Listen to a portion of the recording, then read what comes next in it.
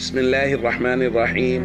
عن عمر بن الخطاب رضي الله تعالى عنه قال قال رسول الله صلى الله تعالى عليه وسلم: الإسلام أن تشهد أن لا إله إلا الله وأن محمد رسول الله وتقيم الصلاة وتؤتي الزكاة وتصوم رمضان وتحج البيت إن استطعت إليه سبيلا.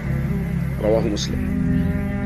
نبی کریم صلی اللہ علیہ وسلم تھے، حدیث جبریل میں جناب جبریل نے پوچھا: یا محمد اخبرنی عن الاسلام، یا رسول اللہ مجھے اسلام کے بارے میں بتائیے۔